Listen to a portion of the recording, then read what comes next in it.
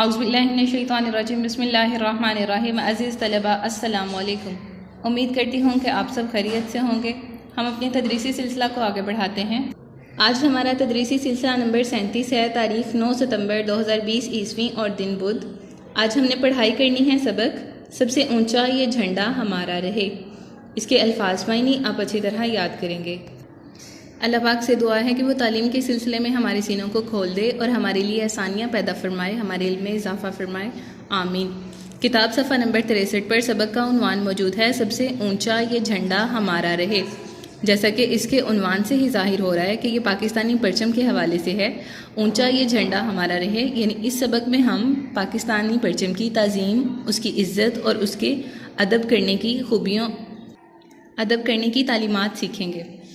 शुरू करते हैं हमारा सबक। मरीहा 7वीं जमात में पढ़ती है। पिछले 2 हफ्तों से उसकी जमात तालीमी और तफरीही सैर का प्रोग्राम बना रही थी।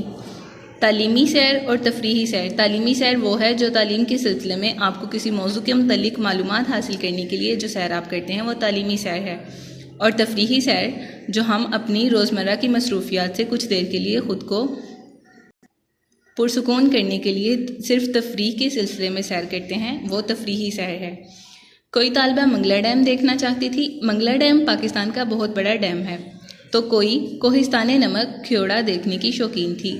कोहिस्तान नमक ख्योड़ा को इसलिए कहा जाता है क्योंकि यहाँ पर नमक की बहुत बड़ी कानें हैं।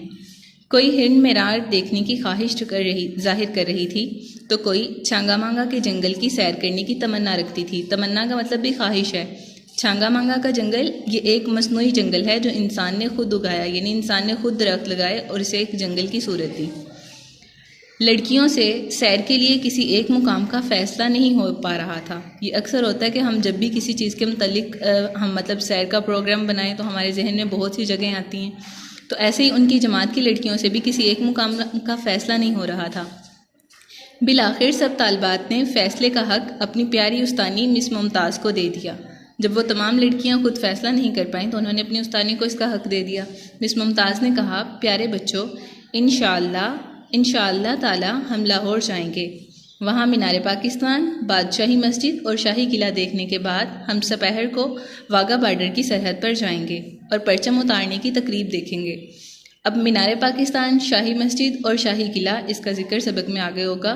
दोपहर के बाद के वक्त को कहते हैं सपहर। स का मतलब होता है तीसरा, सपहर यानी तीसरा हिस्सा, दोपहर का तीसरा हिस्सा।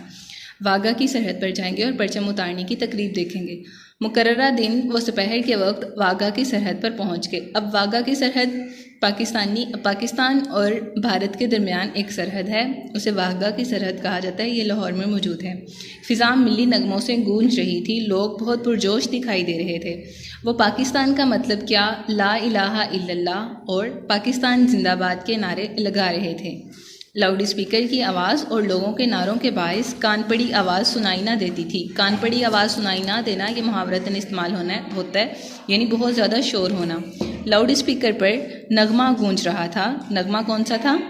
चांद रोशन चमकता सितारा रहे, सबसे ऊंचा ये झंडा हमारा रहे। लोग इस नगमे पर झूम रहे थे। हज़ारों लोगों के हाथों में पाकिस्तानी झंडे और झंडियाँ थीं। वो इन्हें फ़िज़ा में लहरा रहे थे। सामने वाघा के सरहदी दरवाजे पर सब्ज़ हिलाली परचम पूरी आबोताब के साथ चमक रहा था। सब्ज़ हिलाली परचम से मुराद पाकिस्तानी परचम है। पूरी आबोताब यानी पूरे चमक दमक के साथ लहरा रहा था। सूरज गुरूब होने को था। अब परचम उतारने का मरहला आन पहुँचा। वाघा की सरहद पर सूरज गुरूब होने से पहले परचम उतारने की तकरीब होती है, तो वो लोग वो देखने के लिए वहाँ पर पहुँचे थे। पाकिस्तानी रेंजर्स के चाको चौबंद का मतलब होता है तवाना, चुस्त जवानों ने बड़े अदब एहतराम के साथ पाकिस्तान परचम की रस्सी को आहिस्ता आहिस्ता नीचे की तरफ खींचना शुरू किया। रफ्ता रफ्ता परचम नीचे आता गया और जब परचम इतना नीचे आ गया कि इसे हाथ में पकड़ा जा सके तो पाकिस्तानी रेंजर्स के जवानों ने कमाल चाबुक दस्ती और महारत के साथ परचम को तय किया। अदब के साथ ट्रे में सजाया और बावकार अंदाज में चलते हुए कमरे में चले गए। यूं ये पुरजोश और पुरवकार तकरीब अपने अख्ताम को पहुंची। अब यहाँ पर लफ्ज़ लिखा हुआ है चाबुक दस्ती, इसका मतलब होता है होशियारी। यहाँ पर लफ्ज़ इसके मायने आएंगे तेज़ी। महारत का मतलब हुनर से निकला हुआ है, यानी किसी हुनर में माहिर होना।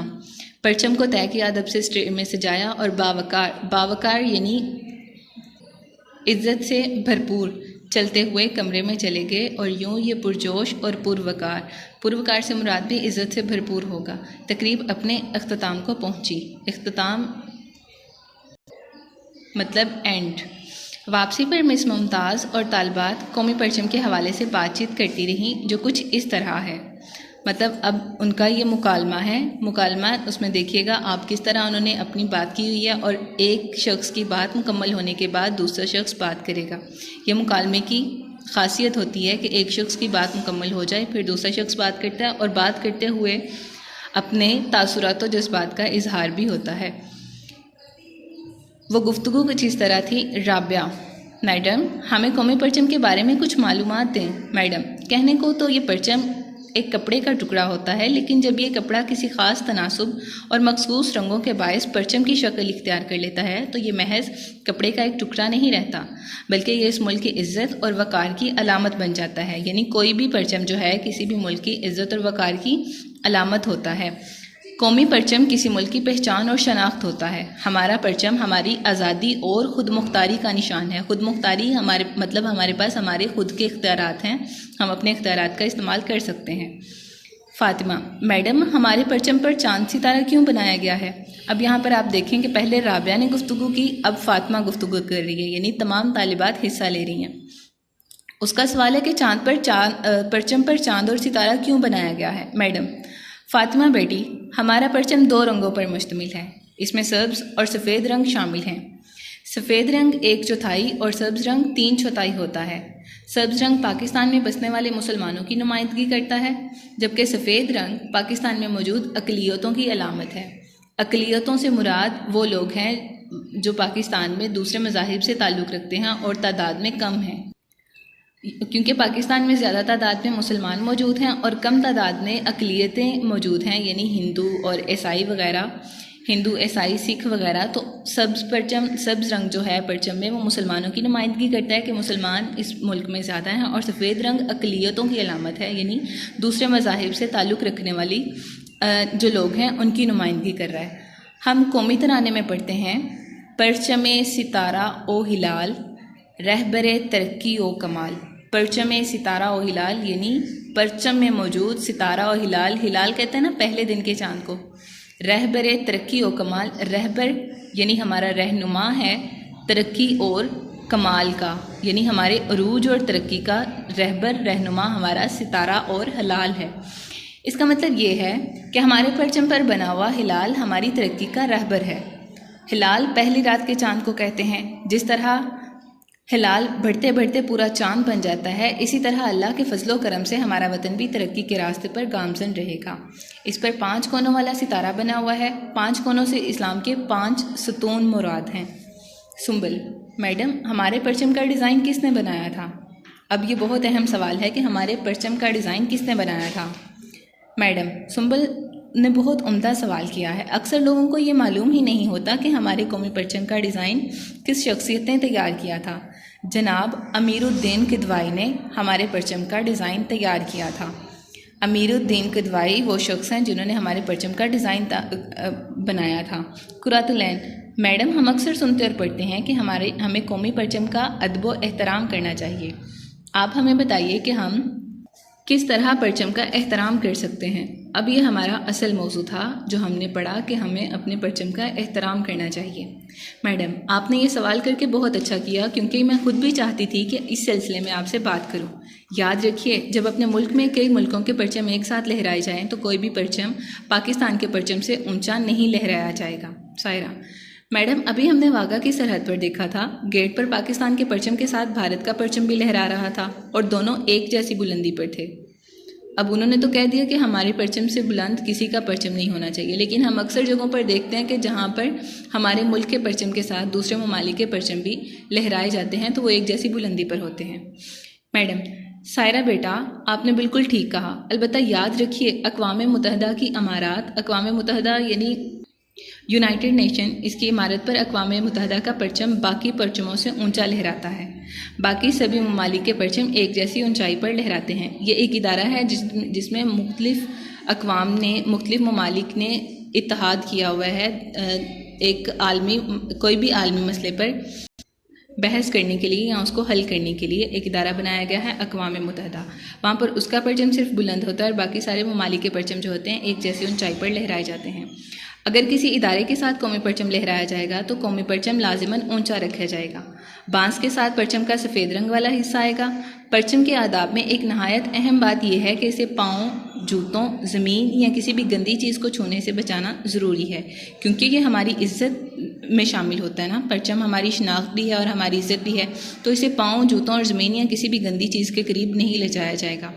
इसी तरह परचम को तुलुए आफ्ताब के बाद लहराना चाहिए। तुलुए आफ्ताब यानी जब सूरज निकल रहा होता है, और गुरूब आफ्ताब से पहले उतार लेना चाहिए, यानी जब सूरज गुरूब हो गया होता है। किसी परचम पर रात का साया नहीं पड़ने देना चाहिए। हाँ, यहाँ मैं आपको ये बात बताना भी ज़रूरी ख्याल करती हूँ कि पाकिस्तान में एक इमारत ऐसी भी है जहाँ रात के वक्त भी परचम लहराया जाता है। बहुत ही तालबात हैरानी के साथ, अब ये उनके तासुरात लिखे गए हैं ब्रैकेट में। आप भी मुकालमा लिखते हुए इस बात को जहन नशीन कर लें कि किसी के भी तासुरात और जज्बात आपने ब्रैकेट में लिखने हैं। मैडम, वो कौन सी इमारत है? मैडम भाई, ये पार्लियामेंट हाउस है। यहाँ रात को भी परचम लहराता है, लेकिन एक ख़ास एहतमाम के साथ, और वो ये कि इसे मसनूई रोशनी के साथ परचम को रोशन किया रखा जाता है। मसनूई रोशनी से मुराद इलेक्ट्रिक बल्ब वगैरह हैं। नाइला, मैडम हम 14 अगस्त को अपने घरों, दुकानों, इमारतों पर कौमी परचम लहराते हैं, मगर ये परचम रात के वक्त नहीं उतारते। मैडम बेटी, लोगों को मालूम ही नहीं कि परचम के आदाब क्या हैं। अगर इन्हें मालूम हो जाए कि रात के वक्त परचम लहराना परचम की तौहीन है, तो मुझे यकीन है कि कोई ऐसा नहीं करेगा। मतलब हम लोग भी घरों में, दुकानों में, इमारतों पर जब कौमी परचम या झंडियाँ वगैरह लगा रहे होते हैं, तो हमें चाहिए कि हम गुरूब आफ्ताब से पहले उन्हें उतार लें, क्योंकि इस तरह हमारे परचम की तौहीन होती है।